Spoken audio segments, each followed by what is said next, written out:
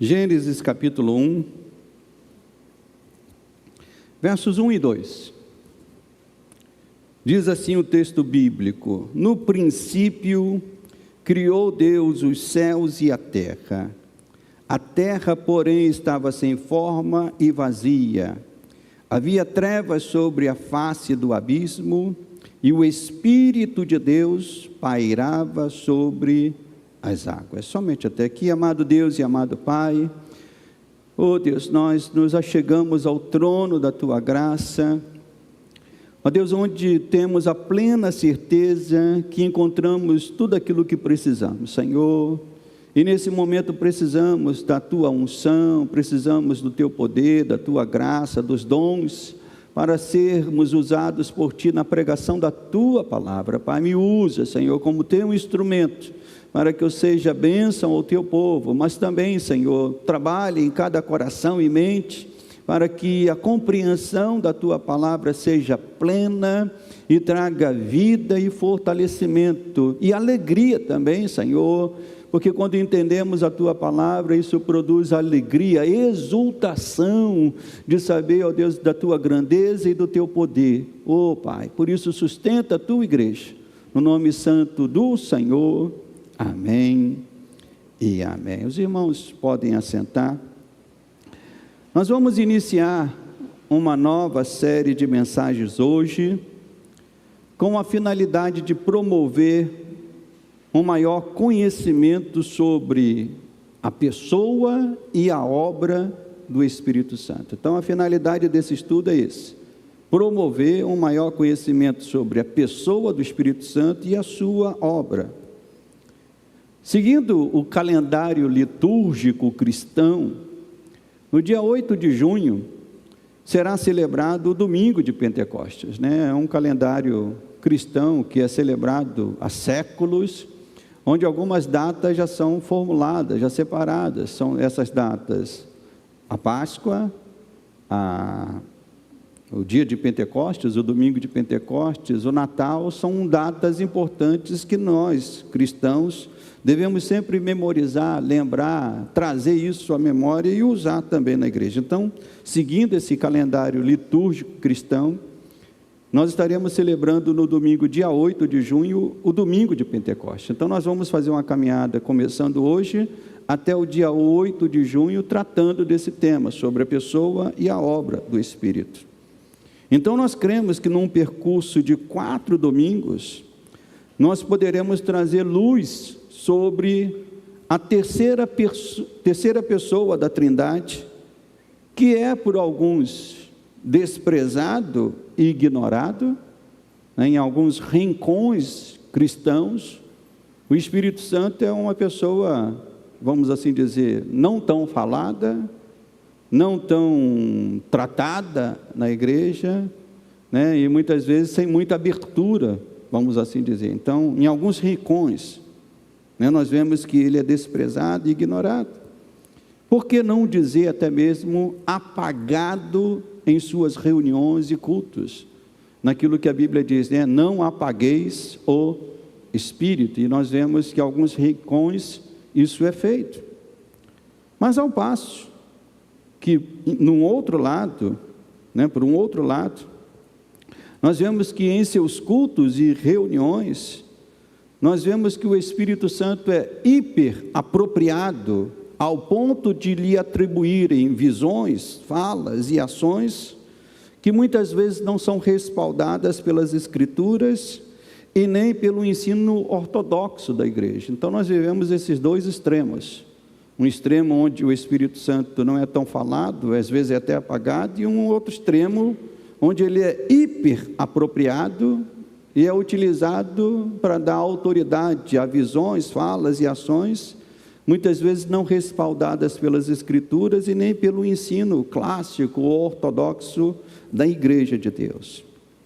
Então foi buscando esse equilíbrio que a nossa igreja, a nossa denominação, a Igreja Cristã Nova Vida, ela fez um percurso de aproximar o nosso pentecostalismo às doutrinas basilares da tradição reformada.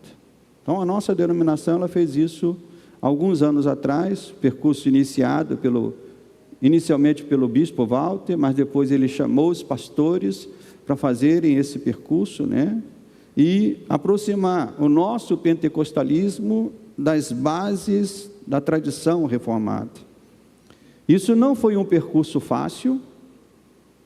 Algumas pessoas, até mesmo pastores, preferiram não fazê-lo até o fim. Então nós tivemos na nossa denominação algumas baixas.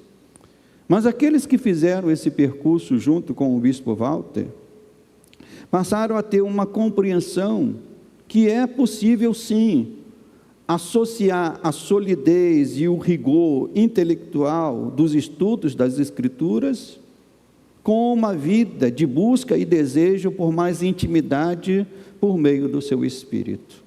Então nós, ao fazermos esse percurso, entendemos que é possível sim ter um rigor no estudo da palavra, ter um rigor no estudo das doutrinas fundamentais da fé cristã, sem abrir mão de um ardor, de um desejo por uma vida mais profunda e uma vida íntima com o Espírito. Essas posições entendemos que não são antagônicas e podem andar sim de mão dadas.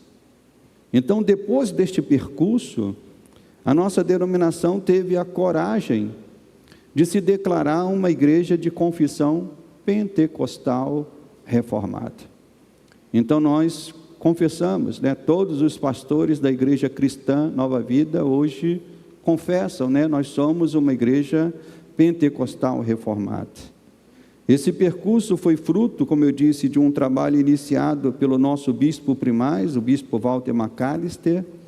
Então, é a partir dessa perspectiva pentecostal reformada que nós ministraremos essa série de estudos aqui ao longo desses domingos. Então, isso o pastor está falando só para poder trazer esse contexto. É a partir dessa perspectiva pentecostal reformada que nós estaremos trazendo esse estudo. Outra coisa importante também para pontuar no início desse estudo, dessa série, é que nossas pregações nesses próximos domingos seguirão uma estrutura mais bíblico-teológica, né, do que uma estrutura bíblica pastoral. O que isso significa, pastor? O que eu quero dizer com isso, né? É que estaremos introduzindo ao longo desses domingos um pouco mais de conceitos teológicos em nossas mensagens, a fim de ilustrar ou esclarecer melhor algumas passagens bíblicas. Por exemplo, não há como falar do Pai, do Filho e do Espírito Santo sem buscarmos os preciosos auxílios, né, dos principais teólogos da história cristã que formularam a doutrina da Trindade. Então, se eu falar assim, Pai, Filho e Espírito Santo, em algum ponto os irmãos vão precisar entender um pouquinho do conceito teológico chamado Trindade. Então, quando o pastor fala que vai estar trazendo esse estudo mais numa estrutura bíblico-teológica, é isso. Estaremos usando a Bíblia, mas estaremos usando também a teologia, né? Não tanto uma estrutura bíblico-pastoral, por quê? Porque muitas vezes as mensagens que eu preguei em Neemias foram mensagens que a estrutura foi mais bíblico-pastoral. Era a Bíblia e trazendo sempre uma aplicação pastoral, uma palavra pastoral, mais voltada para aplicar na vida dos irmãos. Então nós vamos deixar um pouquinho essa estrutura e vamos entrar numa estrutura mais bíblico-teológica. Então é mais num sentido de estudo mesmo. Então é importante que os irmãos entendam isso. Então, começaremos esse estudo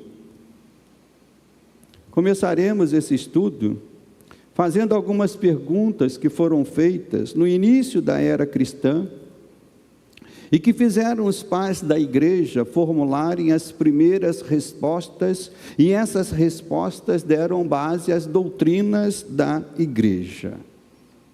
A primeira pergunta é: quem é o Espírito Santo?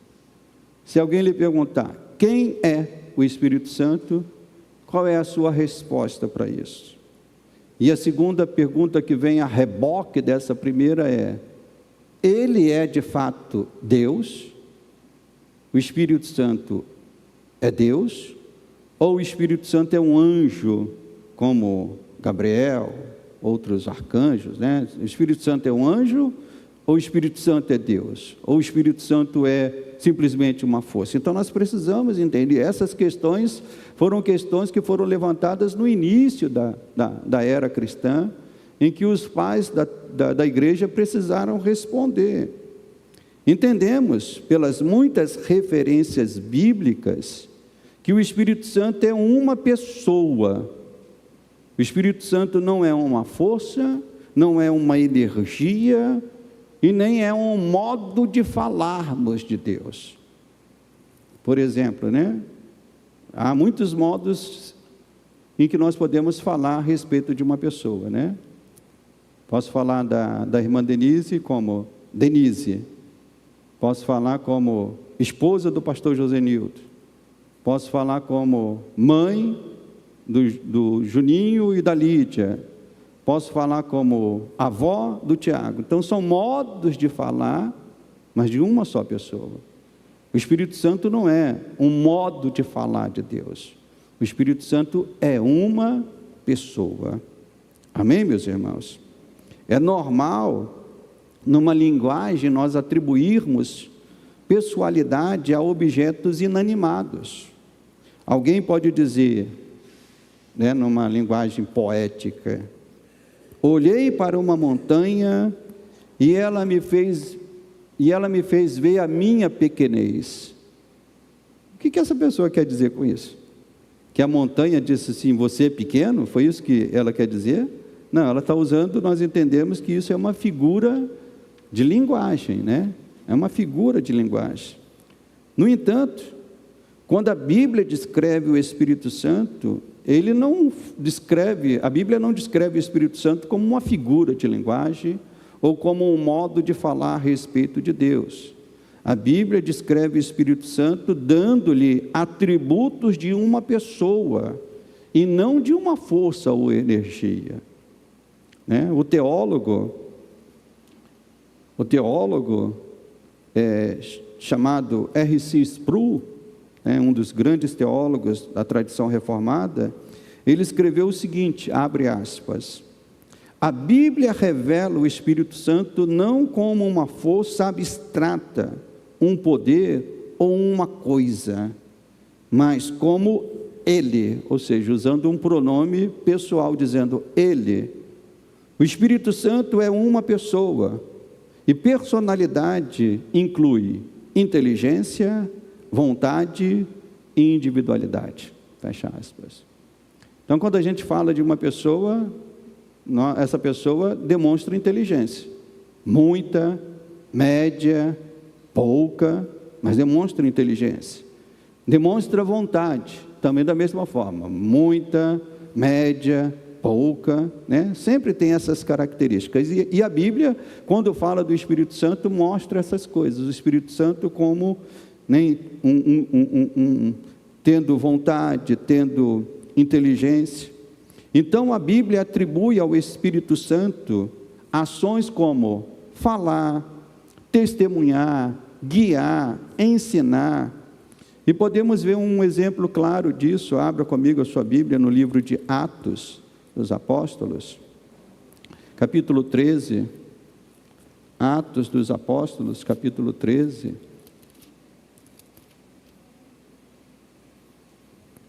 versos 1 e 2,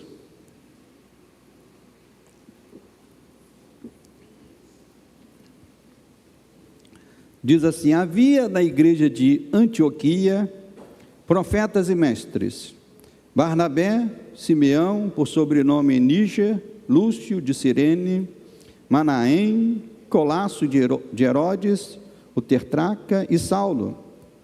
E servindo eles ao Senhor e jejuando, o que diz a Bíblia? O que a Bíblia fala, meus irmãos? O que a Bíblia fala, igreja? Disse o Espírito Santo: separai-me agora, Barnabé e Saulo, para a obra que eu tenho chamado.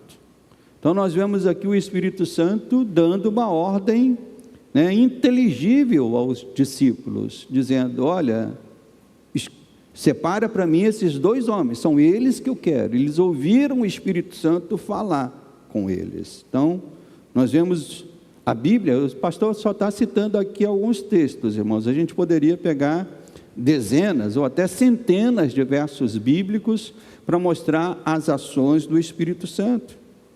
E além de ser uma pessoa, também cremos que o Espírito Santo é uma pessoa divina.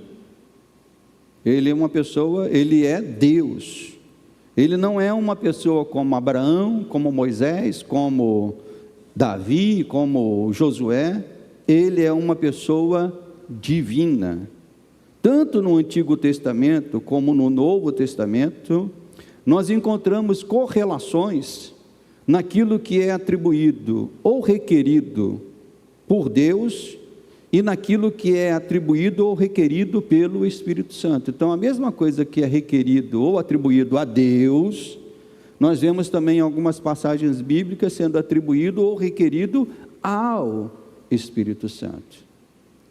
Então, a menos que o Espírito Santo seja Deus, seja a terceira pessoa da Trindade, nós estaríamos cometendo um pecado, nós estaríamos ignorando ou descumprindo o primeiro mandamento dos 10 mandamentos, que nós devemos adorar a um só Deus.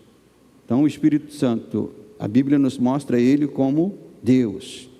E um claro exemplo disso, de que o Espírito Santo é Deus, está na declaração do apóstolo Pedro, quando Ananias e Safira tentaram enganá-lo, foram lá, disseram, olha, e trouxeram lá a venda, o dinheiro da venda, da propriedade, e disseram, está aqui, ó.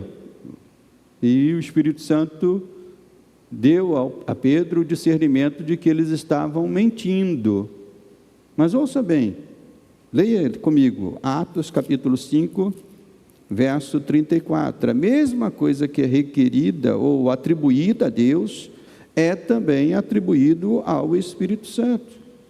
Atos capítulo 5, versos 3 e 4 diz, a partir do verso 1, entretanto, certo homem chamado Ananias, com sua mulher Safira, vendeu uma propriedade, mas em acordo com a sua mulher, reteve parte do preço, e levando o restante, depositou aos pés dos apóstolos. Então disse Pedro, Ananias, por que encheu Satanás o teu coração, para que mentisses a quem, meus irmãos? Ananias mentiu a quem, igreja? Ao Espírito Santo, reservando parte do valor do campo.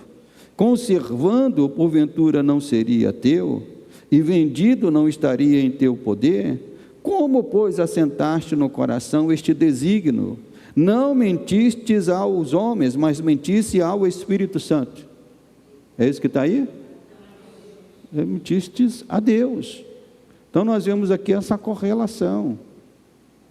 O apóstolo Pedro dizendo, olha, a mentira ao Espírito Santo é ao mesmo tempo mentira ao próprio Deus, Então, mentir ao Espírito Santo.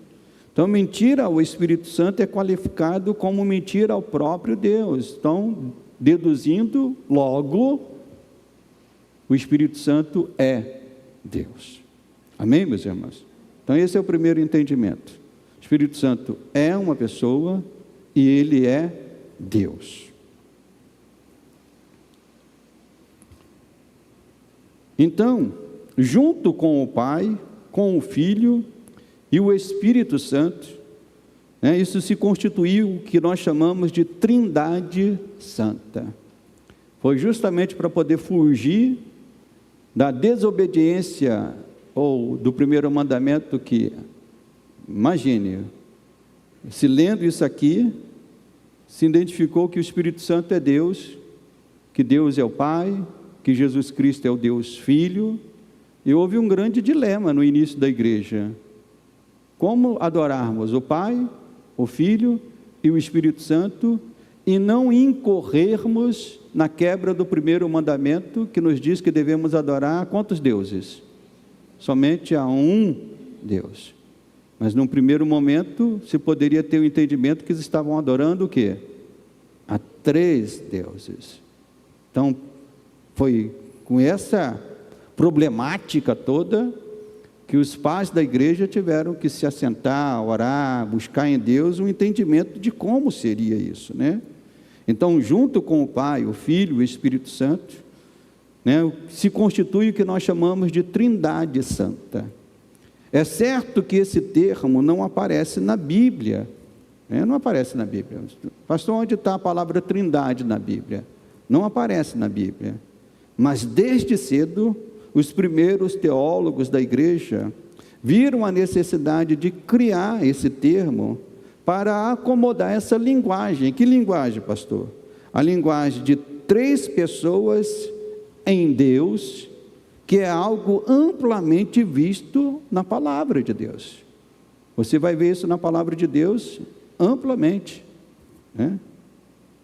O nosso irmão Ronaldo veio aqui, citou um versículo bíblico, e eu não combinei nada com ele, né? E esse versículo bíblico fala exatamente sobre evangelismo, mas esse versículo bíblico também fala sobre Trindade. Vamos lá ver, Mateus capítulo 28, Mateus capítulo 28, obrigado irmão Ronaldo, por já citar esse versículo, tá bom? Eu vou pagar um lanche para você, na cantina hoje de manhã. Ah, não, hoje não tem cantina de manhã. Então, Mateus 28, o nosso irmão Ronaldo falou, né, sobre essa chamada evangelística, mas aqui na chamada evangelística nós vemos a Trindade. Mateus 28, verso 18 diz: Jesus, aproximando-se, falou-lhes, dizendo: toda a autoridade me foi dada no céu e na terra. Ide, portanto, fazei discípulos de todas as nações, batizando-as em nome de quem, meus irmãos? Do Pai, do Filho e do Espírito Santo. Então, a linguagem da Trindade, ela aparece na Bíblia. O termo Trindade não. Então, foi necessário se criar esse termo para podermos falar disso com uma maior facilidade.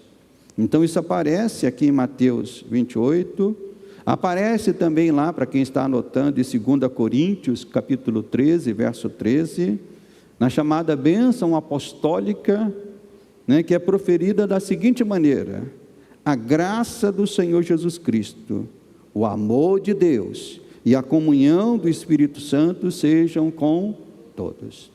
Então o apóstolo Paulo, ele tratou disso, né? A linguagem da Trindade estava no meio da igreja. Então Paulo falou com naturalidade do Pai, do Filho e do Espírito Santo. Além da Bíblia, meus irmãos, nós vemos os pais da igreja num esforço apologético, defendendo a unidade trinitária do Pai, do Filho e do Espírito, nos credos e nas confissões. Então, como eu falei, logo no início da igreja surgiu uma problemática: Jesus é Deus ou Jesus é apenas o primeiro ser criado? Isso quase que dividiu a igreja. Ário, ele ganhou muitos adeptos e quase que ele conseguiu fazer com que a tese de que Jesus não era Deus como o Pai prevalecesse. Então, isso foi debates, uma problemática. E como foi a forma da igreja responder a isso? Foi sentando os principais líderes da igreja, buscando esse entendimento, buscando criar, junto com as Escrituras, o Antigo Testamento, um entendimento que valesse para a igreja. Então, nós tivemos os credos, os primeiros credos. Entre eles, o primeiro foi o credo apostólico, que defende a crença no Pai, no Filho e no Espírito Santo. Poucos anos depois, alguns séculos, quando a gente fala poucos anos depois, são séculos depois, no ano 325 da nossa era, se começou uma reunião entre os líderes da igreja, na cidade da época de Niceia, que hoje é uma cidade da Turquia, que não tem esse nome mais, é um outro nome, e se formou ali um concílio, e desse concílio saiu um novo credo, que a gente chama de credo niceno. E esse credo, de uma forma mais detalhada, ao falar do Espírito Santo, ele traz essas palavras, seguintes palavras: creio no Espírito Santo, Senhor e vivificador, que procede do Pai e do Filho, que com o Pai e o Filho conjuntamente deve ser o quê, meus irmãos? Adorado e glorificado, e que falou através dos profetas. Então esse é um credo que nesse ano, hoje é dia 18, né? Dia 18, terça-feira, se completa 1700 anos que esse concílio começou e que desse concílio saiu esse credo, o credo niceno. O pastor só pegou uma parte dele. Quem quiser depois procura na internet que você vai ver o credo completo. Mas nessa parte nós vemos essa declaração de que o Espírito Santo é um com o Pai e com o Filho, e que deve ser adorado e que deve ser glorificado. Então o termo Trindade nasceu dessa necessidade de deixar claro que o Pai, o Filho e o Espírito Santo é um único Deus, uma só essência divina, manifestado em três pessoas: na pessoa do Pai, na pessoa do Filho, na pessoa do Espírito Santo, mas sendo uma só essência. Como assim, pastor? Parece que a cabeça dá um nó com isso. É ou não é? Parece que a cabeça dá um nó. Como assim, pastor? Uma só essência, três pessoas. Obviamente que por trás disso há uma questão filosófica, né? Que nós entendemos que o que identifica uma coisa como algo, ou como eu estou tentando fugir de palavras aqui mais filosóficas, né? Mas o que identifica uma coisa como um ente, ou como um algo específico, é o ser dessa pessoa. Então, no seu ser, Deus é um, manifestado na pessoa do Pai, do Filho e do Espírito Santo. Recentemente, numa mensagem pregada aqui aos irmãos, eu falei sobre o conceito teológico reformado do Deus absconditus e do Deus revelatus, né? Falei isso, se eu não me engano, há 2 domingos atrás. O que significa isso, pastor? Que nada conheceríamos de Deus se Deus não quisesse revelar isso a nós. Então, o que nós podemos saber da Trindade é naquilo que a Trindade se revela a nós. Naquilo que a Trindade não se revela a nós, nós podemos até especular, mas devemos especular com cuidado, sem fazer disso doutrina, sem fazer disso crença, apenas como uma especulação. Mas naquilo que a Bíblia revela, nós devemos entender. Então a Bíblia revela que o Pai é Deus, que o Filho é Deus e que o Espírito Santo é Deus. Então, nessa revelação, nós entendemos a Trindade. Então, na Trindade, acontece também algo semelhante. Os teólogos, especialmente Agostinho, fizeram uma distinção com respeito às obras da Trindade para uma melhor compreensão nossa. Como é que nós podemos, como que podemos conhecer as obras da Trindade? Como é que nós podemos conhecer a Trindade? E os teólogos, especialmente Agostinho, conceituou 2 conceitos conhecidos em latim com os seguintes termos: opera trinitatis ad extra e opera trinitatis ad intra, são termos em latim, mas que significam o quê? As obras exteriores da Trindade e as obras interiores da Trindade.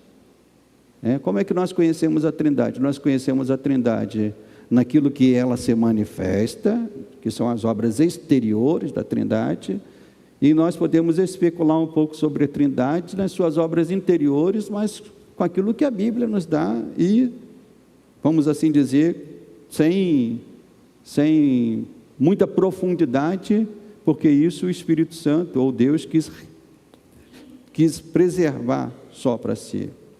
Então, nada podemos conhecer das obras no interior da Trindade, a não ser aquelas poucas referências que encontramos na Bíblia. O que você pode falar da Trindade, né, da sua forma de se interagir entre eles? Pai, Filho, quando eu falo, né, a pessoa do Pai, a pessoa do Filho e a pessoa do Espírito Santo. As poucas coisas que podemos conhecer na palavra. Entre elas, aquilo que Jesus falou lá na sua oração sacerdotal, que antes da fundação do mundo, ele tinha uma glória junto ao Pai. Então nós já sabemos que antes da fundação do mundo, Jesus já tinha uma glória junto com o Pai. Sabemos também na oração sacerdotal, quando ele fez a oração, que ele, antes da fundação do mundo, ele já era amado pelo Pai. Então nós entendemos que na Trindade há perfeito amor, há perfeita alegria, há uma perfeita sintonia. Nas palavras de um autor falecido, chamado Timothy Keller, ele diz que é uma dança perfeita da Trindade. A Trindade, ela como se faz uma dança perfeita, né, de amor, de harmonia, de alegria, isso no interior da Trindade.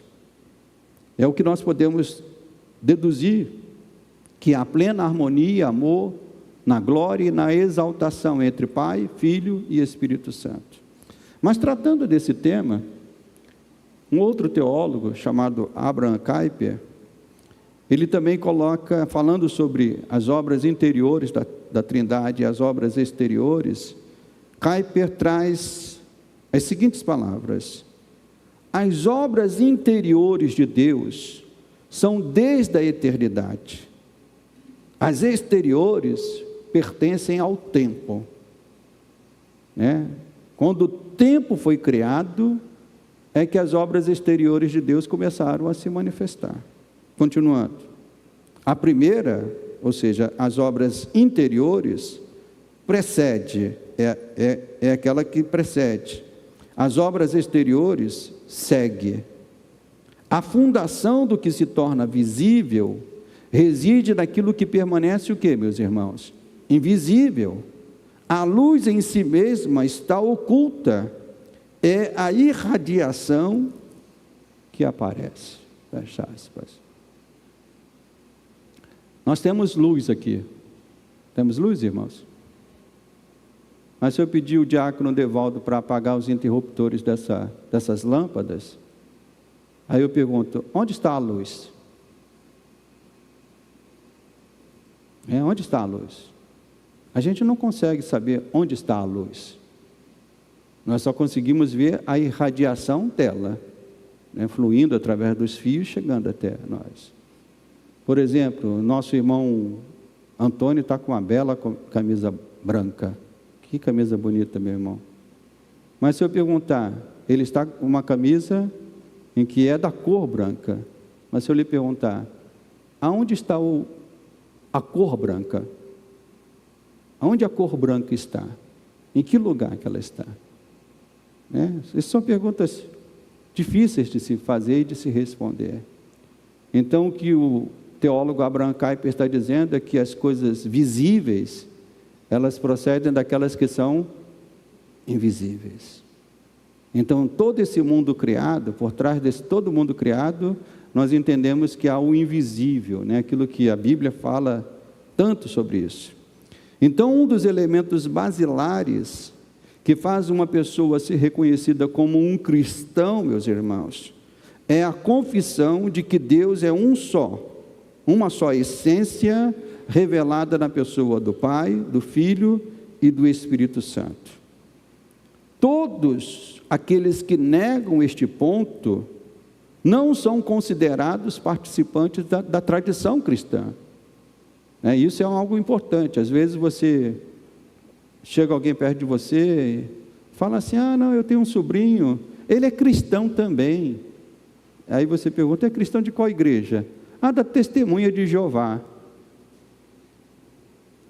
Ele não é cristão, porque os testemunhos de Jeová negam a autoridade de Jesus como Filho e negam a pessoa do Espírito Santo. Então, alguém que não confesse Pai, Filho e Espírito Santo como Deus, essa pessoa não faz parte da tradição cristã. Então, na tradição cristã, nós podemos incluir católicos, ortodoxos, evangélicos, reformados, pentecostais, ainda que eles tenham as suas diferenças em muitos pontos, eles são chamados de cristãos, porque confessam as doutrinas basilares da fé cristã. E entre essas doutrinas, a doutrina da Trindade. Deus é Pai, Deus é Filho e Deus é Espírito Santo. Amém, meus irmãos? Então esse é o segundo ponto do estudo dessa manhã. O Espírito Santo é a terceira pessoa da Trindade. E o Deus que nós adoramos, Ele é Deus, Pai, Filho e Espírito Santo.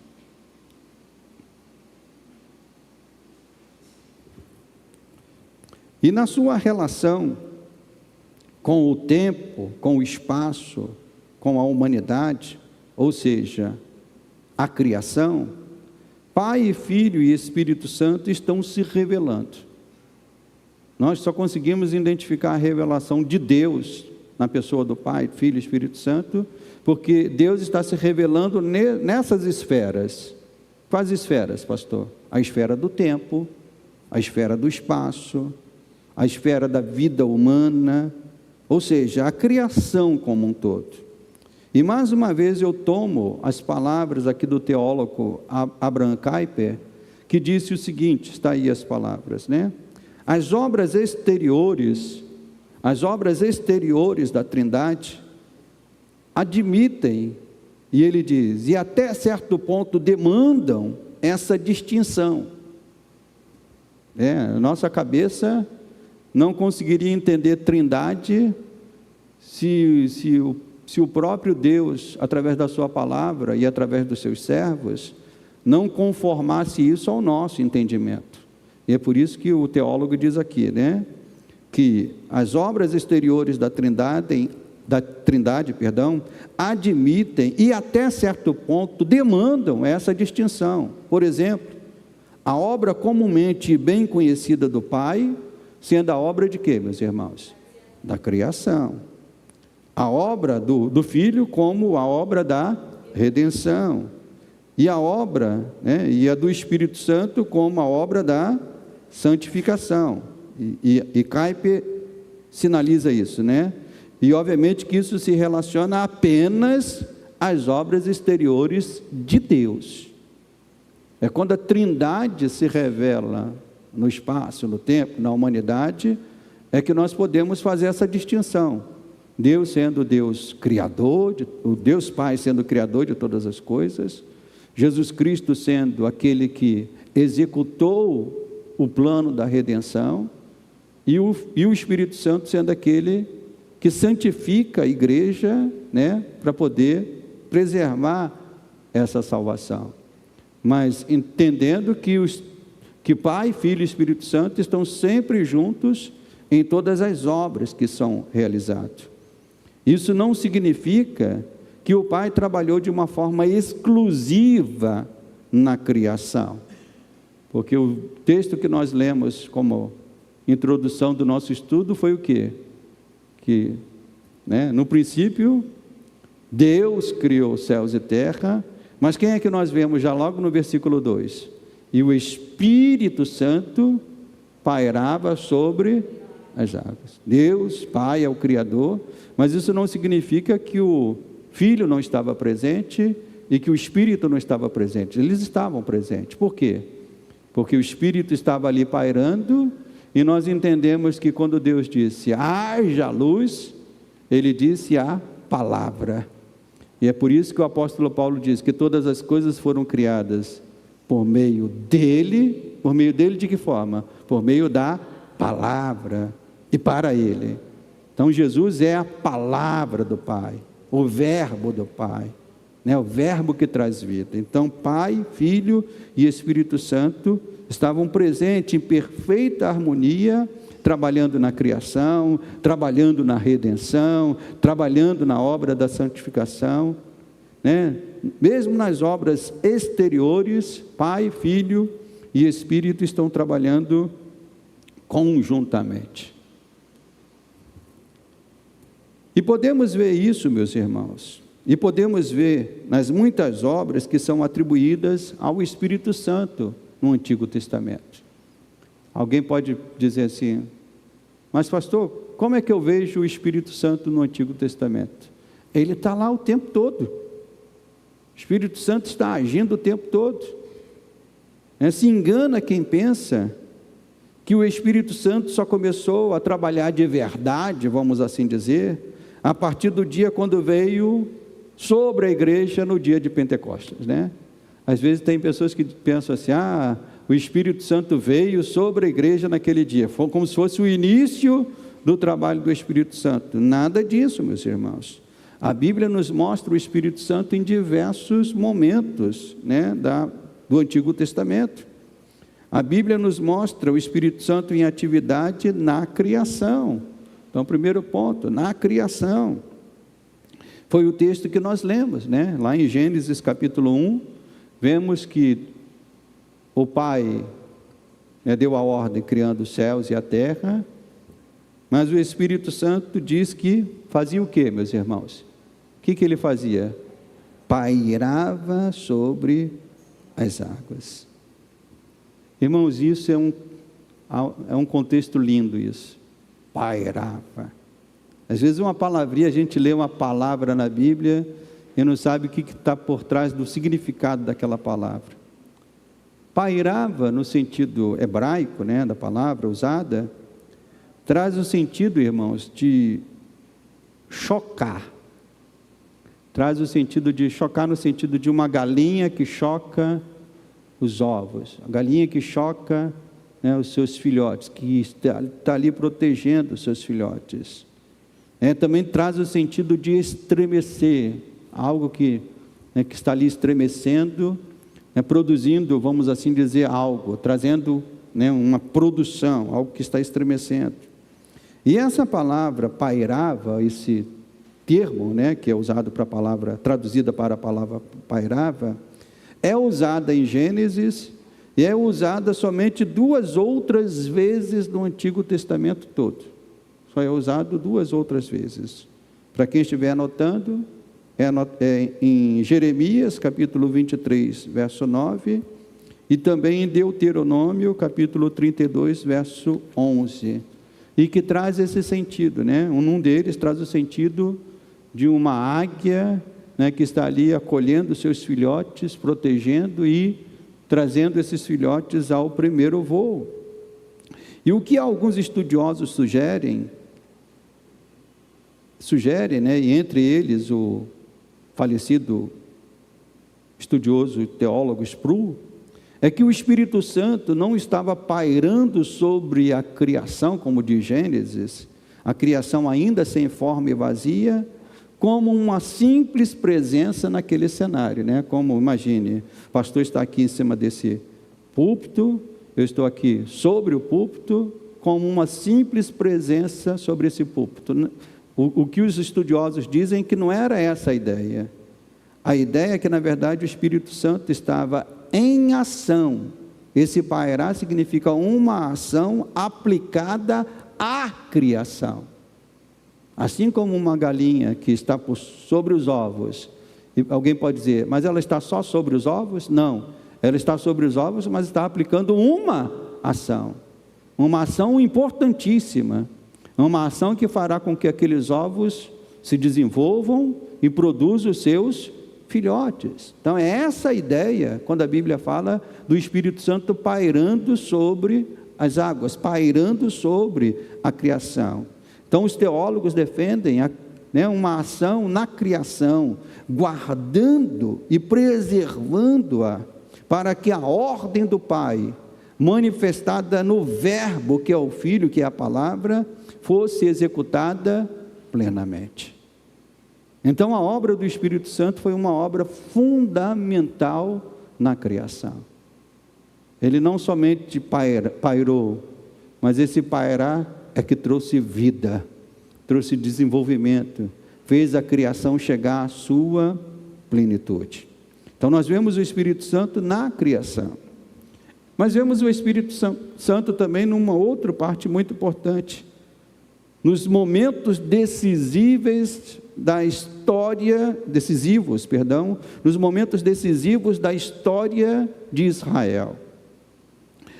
Também vemos o Espírito Santo agindo nesses momentos, dando uma capacitação especial, e o pastor só está aqui pontuando essas coisas, né? Mas os irmãos anotem aí, depois façam que nem os bereanos. Os irmãos conhecem os bereanos? O que eles faziam, os bereanos? Eles ouviam a pregação do apóstolo Paulo e depois iam na Bíblia conferir se aquilo que Paulo disse estava na Bíblia. Então eu não tenho problema nenhum, porque se fizeram isso com o apóstolo Paulo, pode fazer também com o Josenildo. O Josenildo não vai se importar com isso, não. Ele tem incentivo a isso. Que os irmãos anotem e depois vejam. Então, vemos o Espírito Santo agindo na história de Israel, especialmente dando capacitação, por exemplo, na época dos juízes. Aqueles juízes que venceram as batalhas que venceram, né? Sansão, Gideão, aqueles juízes. É muito comum você, ao ler o texto bíblico, você ver, e o Espírito se apossou de Gideão, e o Espírito Santo veio sobre Sansão. É o Espírito Santo agindo. Então nós temos aqui, por exemplo, lá em Juízes capítulo 6, só para exemplificar, abra comigo Juízes capítulo 6.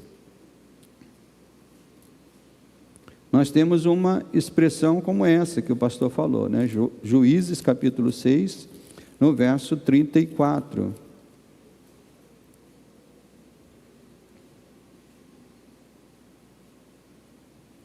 Diz aqui o verso 34: Então, o Espírito do Senhor revestiu a Gideão, o qual tocou a rebate, e os abiezritas se juntaram após ele.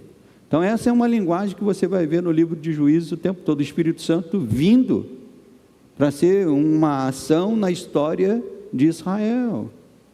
Não foram aqueles homens com suas capacidades limitadas humanas que fizeram o que fizeram. Eles fizeram o que fizeram porque o Espírito Santo veio sobre eles, trazendo essa capacitação. Então, na época dos juízes, vemos também o Espírito Santo conduzindo a escolha de reis para governar Israel. Quando o profeta Samuel foi até a casa de Davi, a Bíblia diz que o Espírito Santo, olha a linguagem, vamos lá, também 1 Samuel, capítulo 16, verso 13. Olha a linguagem que diz aqui. 1 Samuel, capítulo 16, verso 13.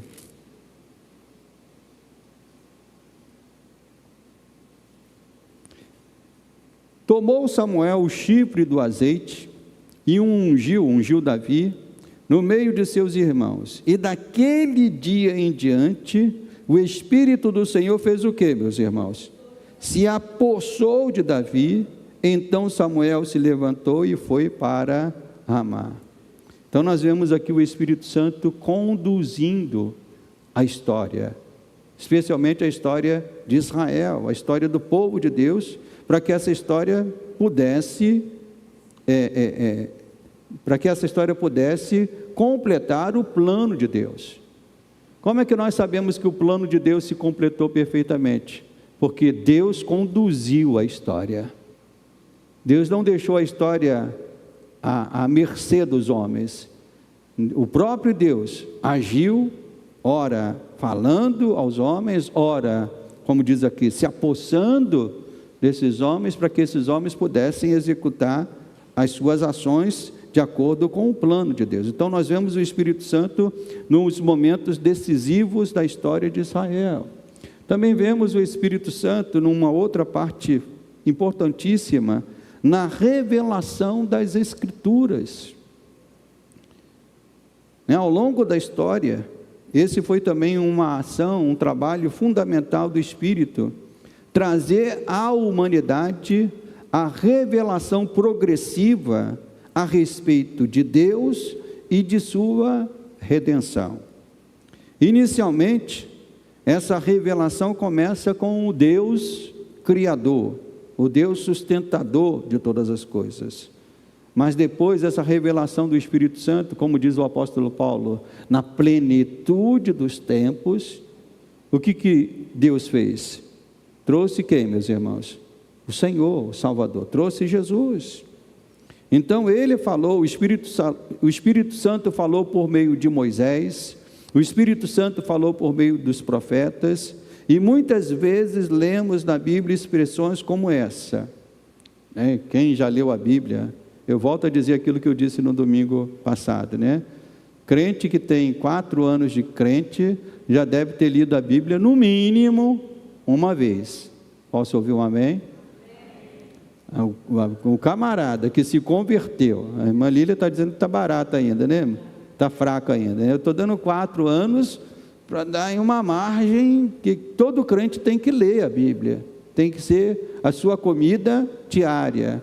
Então quem já leu a Bíblia toda, pelo menos uma vez, já se deparou com textos bíblicos que diz mais ou menos assim: veio o Espírito do Senhor e me disse. Quem já leu isso na Bíblia? Veio o Espírito do Senhor e me disse. Ou se não, veio o Espírito do Senhor e me levantou, e me levou, e me fez isso, né? Então o Espírito Santo falou por meio dos profetas, como nós falamos aqui também no domingo à noite passado, né? Falou por meio dos profetas. Algumas dessas falas do Espírito Santo se tornaram escrituras, que são a Bíblia que nós temos hoje. Por isso que nós temos o livro do profeta Jeremias, temos o livro do profeta Isaías, temos o livro do profeta Joel. Esses homens falaram pelo Espírito Santo e essas palavras se tornaram escrituras. Mas o Espírito Santo também veio e falou por meio dos profetas palavras que não se tornaram escrituras, mas que foram palavras inspiradas pelo Espírito.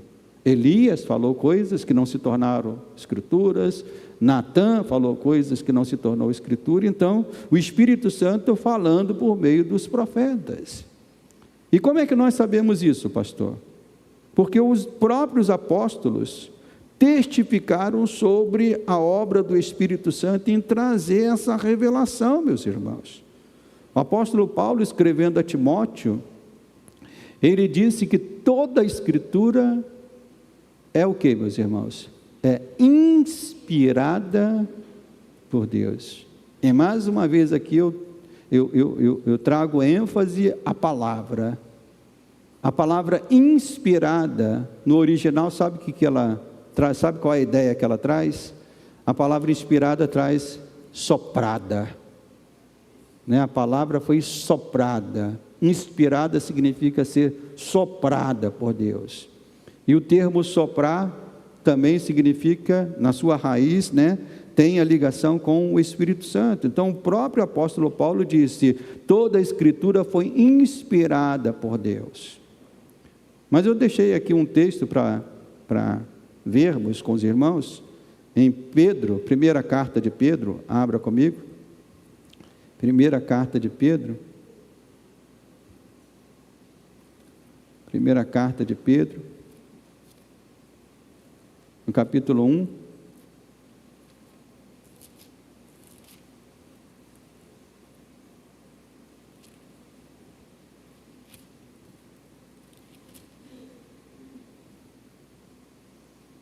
não é na primeira, é na segunda, meus irmãos, perdão. Na segunda carta de Pedro, isso é, eu anotei certo e falei errado.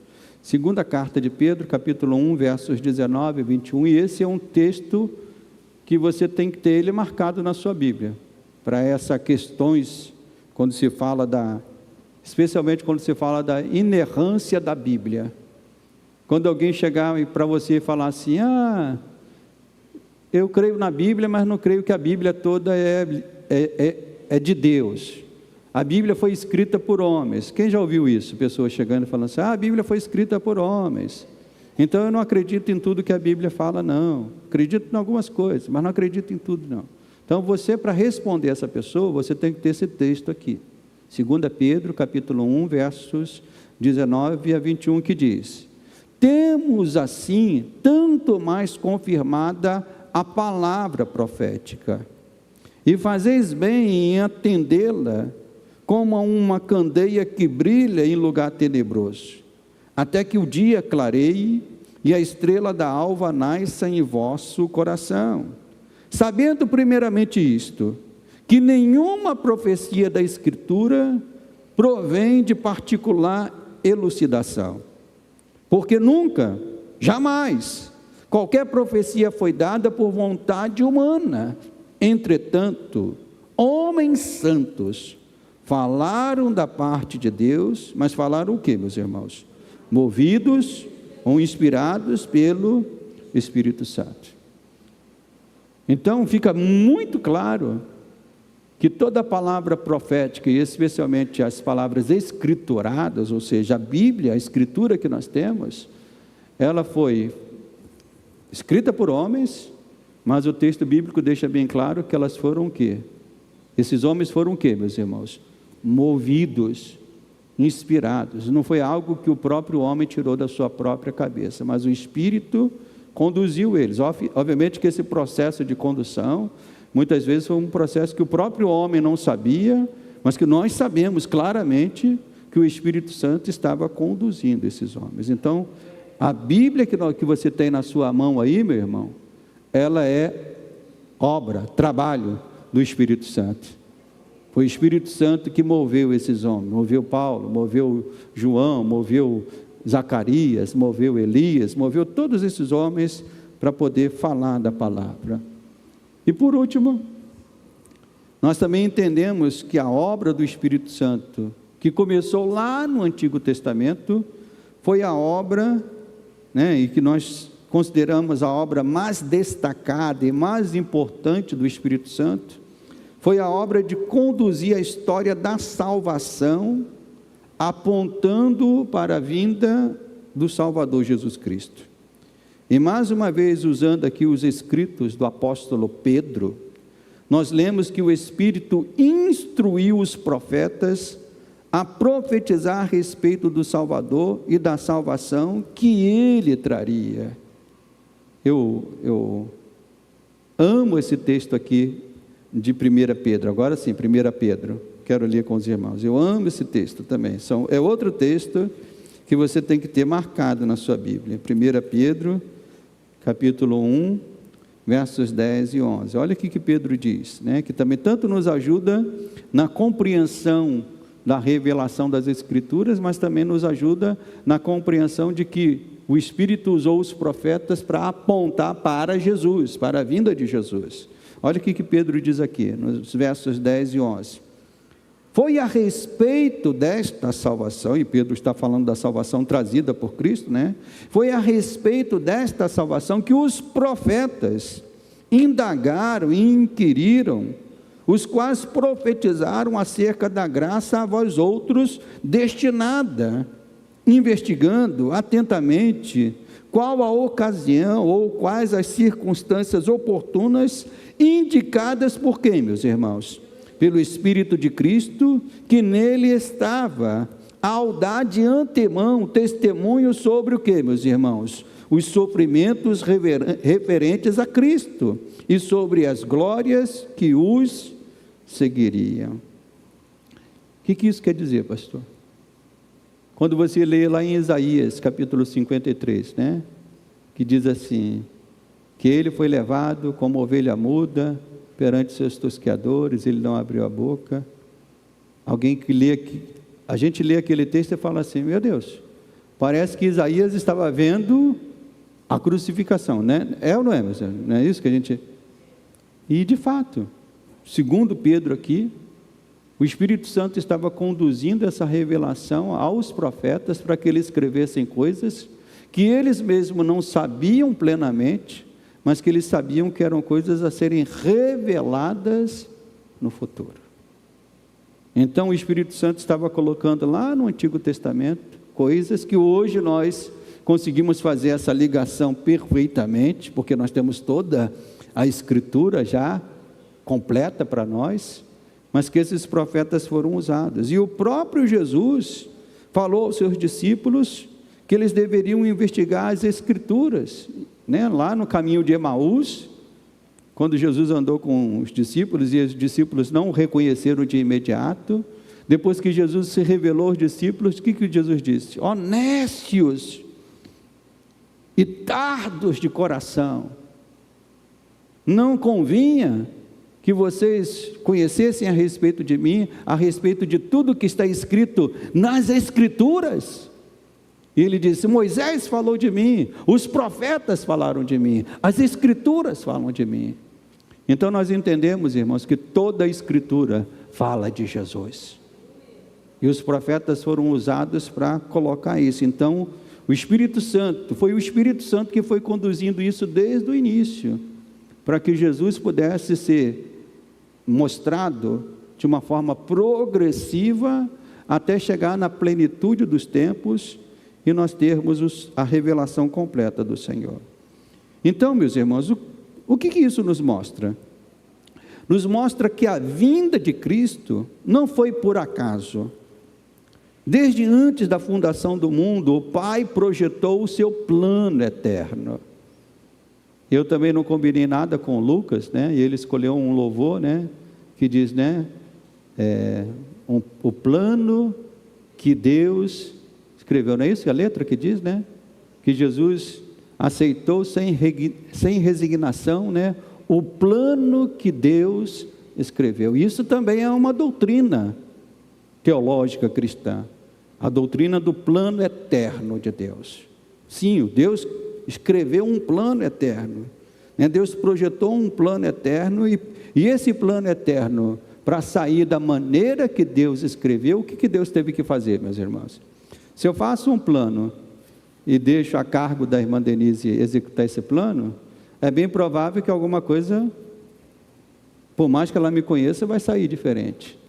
Mas para que nada saísse diferente do plano eterno que Deus escreveu, o próprio Deus, seja na pessoa do Espírito Santo, e depois na pessoa do seu próprio Filho, ele executou esse plano. Então, o plano que Deus escreveu, projetou, o plano eterno, e nesse plano, Deus já havia, desde antes da fundação do mundo, já havia designado que enviaria o seu Filho na plenitude dos tempos para pagar o preço pelos nossos pecados e nos resgatarmos para sermos dele em amor. E para executar esse plano, ele enviou o Espírito Santo. O Espírito Santo, então, ele é o executor do plano. E além do executor, sabe o que o Espírito Santo é? Ele é um inspetor. Quem conhece aí o termo inspetor?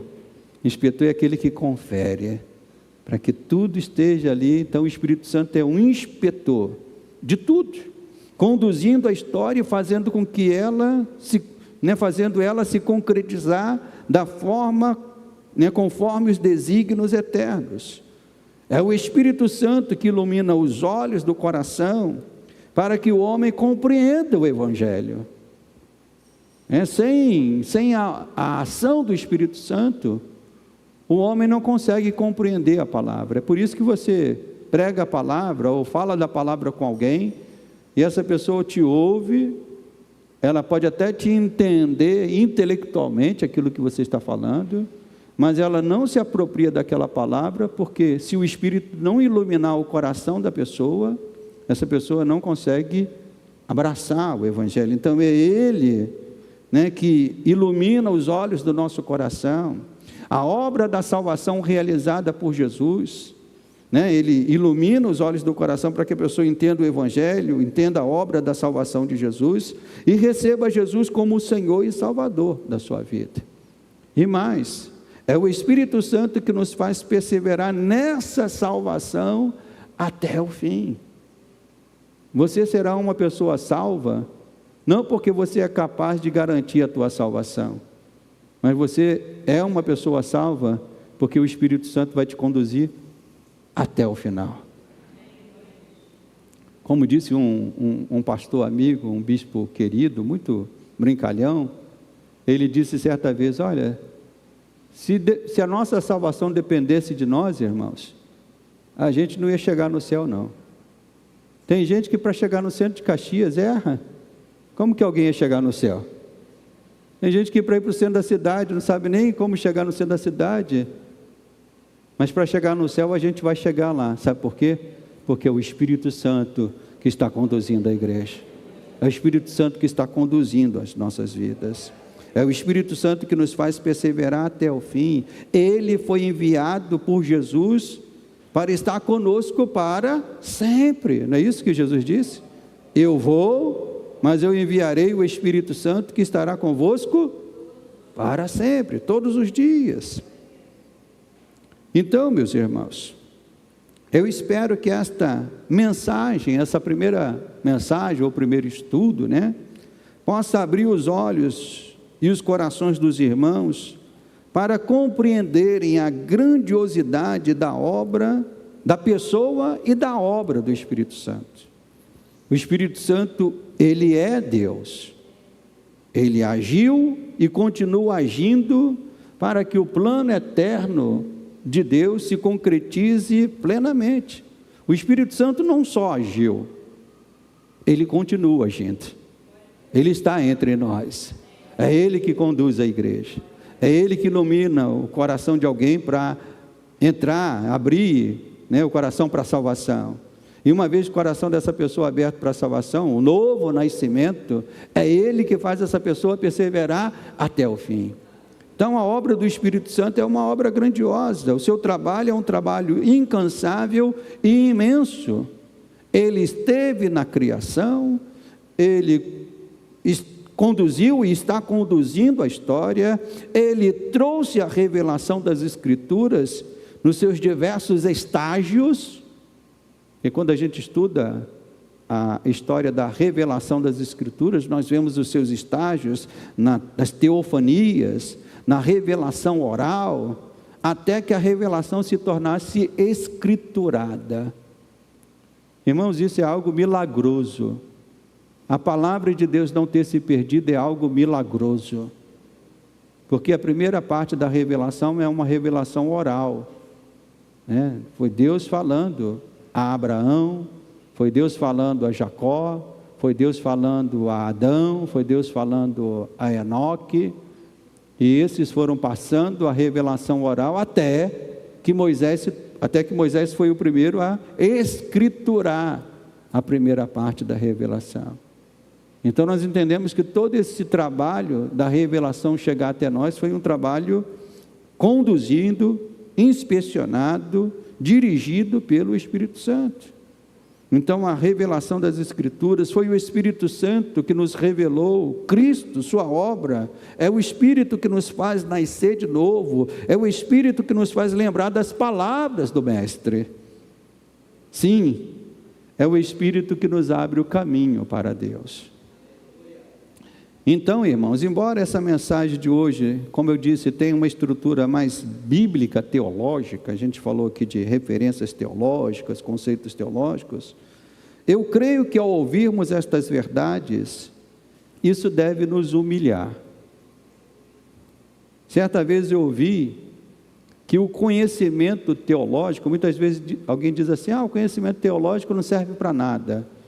Tem gente que, na sua ignorância, fala isso. Mas entenda uma coisa, o conhecimento teológico, quando bem entendido, ele nos humilha e nos faz andar de joelhos. A boa teologia não ensoberbece, a boa teologia nos humilha e nos faz andar de joelhos. Quando nós entendemos a grandeza do Espírito Santo, quando nós entendemos a grandeza do que Deus fez para nos salvar. A gente pensa que a nossa salvação foi fruto apenas de um domingo na nossa vida. Não, mas é uma pontinha a nossa salvação. Deus está trabalhando desde a eternidade para criar um povo exclusivamente seu, zeloso e de boas obras. Então eu espero que ao ouvir as maravilhas a respeito do Espírito Santo, isso desperte a nós da seguinte maneira, meus irmãos. Em primeiro lugar, confiar no cuidado soberano de Deus sobre a história de maneira geral. Deus é soberano sobre tudo. Como disse o teólogo John Piper, Deus é minuciosamente soberano. Ele é soberano sobre o espaço sideral, mas Ele é soberano sobre aquela folha que acabou de cair ali na árvore. Ele controla tudo. Nada foge à sua soberania, nada foge ao seu controle. Então, ao vermos a palavra de Deus, isso tem que nos despertar para isso, para esse cuidado soberano de Deus sobre a história de uma maneira geral, sobre os governos deste mundo. Quando a gente lê as notícias, o Trump faz isso, o Putin faz isso, o não sei o que, tantas coisas, mas a gente tem que entender que acima desses há o Deus soberano, controlando os governos, controlando os povos, controlando os acontecimentos. Tudo passa pelo controle soberano de Deus. Mas isso também, meus irmãos, deve nos levar, e aí o segundo ponto, segunda aplicação, deve nos levar a confiar também no cuidado soberano de Deus sobre a nossa vida particular, a nossa família, entender que foi Ele que nos criou. Foi Deus que te criou, meu irmão. Foi Deus que desde antes da fundação do mundo criou Isaías, criou Valéria, criou Pedro, criou cada um de nós que estamos aqui. Ele nos criou. E mais, diz a Bíblia, que não somente nos criou, nos escolheu antes da fundação do mundo. E uma vez tendo nos escolhido antes da fundação do mundo, nos chamou no tempo certo, nos chamou para sermos seus filhos, filhas. Então, meus irmãos, isso tem que trazer paz ao nosso coração. Não devemos temer, porque se Ele nos criou, nos escolheu, nos chamou, nós também devemos entender, Ele nos sustentará. E fará isso por meio do seu Espírito, que habita em nós. O Espírito Santo está aí, habitando em você, e te conduzindo para a glória do Senhor. Amém, igreja? Amém, meus irmãos? Amém. Então vamos nos colocar de pé, e vamos agradecer, E a boa teologia tem que resultar em louvor, exultação, glória ao nome do Senhor. Então feche os teus olhos, e comece a agradecer a Deus, comece a glorificar a Deus, dizendo: Senhor, obrigado por esse trabalho glorioso, trabalho que o Senhor planejou, projetou antes da fundação do mundo, Pai. Oh Deus, e quando criou o mundo, quando criou o tempo, quando criou o espaço, o próprio Senhor veio, meu Deus, para monitorar, para inspecionar, para conduzir a história, para conduzir os homens de tal maneira, meu Pai, que tudo possa concorrer e completar o Teu plano perfeito. Por isso, Senhor, nós que somos a Tua igreja, nós que somos os Teus filhos e filhas, vivendo nos dias de hoje, vivendo nesse ano de 2025, vivendo neste lugar chamado Brasil, vivendo nesta cidade chamada Caxias, vivendo neste mundo, Pai, sim, meu Pai, nós não devemos temer, meu Deus, porque o Deus soberano continua cuidando da história. O Deus que cuidou da história nesses últimos séculos, continua cuidando da história também hoje, continua cuidando das nossas vidas, cuidando das nossas famílias, cuidando para que venhamos perseverar na fé, não desanimar, não desistir, Pai. Por isso, Senhor, eu oro pela Tua igreja nesta manhã, para que o Teu Espírito, Senhor, possa usar essa ministração, essa palavra, esse estudo, para ver que o Teu Espírito não se ausentou da terra, o Teu Espírito não está longe de nós, não, o Teu Espírito está aqui, Senhor, está no meio da Tua igreja, o Teu Espírito Santo está em nós, a Tua palavra diz que Ele habita em nós, Ele é o penhor, a garantia da herança que o Senhor preparou para cada um de nós. Por isso, Senhor, conduz os Teus filhos e filhas aqueles que entraram aqui desanimados, vivendo alguma luta, vivendo alguma dificuldade, mediante a tua palavra ministrada nesta manhã, que eles possam sair exultando, dizendo: eu tenho o Espírito vai me capacitar, o Espírito vai me conduzir a passar por este vale, a passar por estas lutas. Sim, Espírito, seja com os teus filhos e filhas. Nós te pedimos isso, Pai. E se temos chegado ao final desta reunião, que o Senhor nos conduza agora, Pai, guardando a nossa mente e os nossos corações. Que o teu amor, Deus Pai, que a graça salvadora, Deus Filho, e que a presença santificadora do Deus Espírito seja com cada um dos irmãos, desde agora e para todos sempre. Amém e amém. Amém, meus irmãos? Domingo que vem tem mais. Vamos dar continuidade a esse tema tão maravilhoso.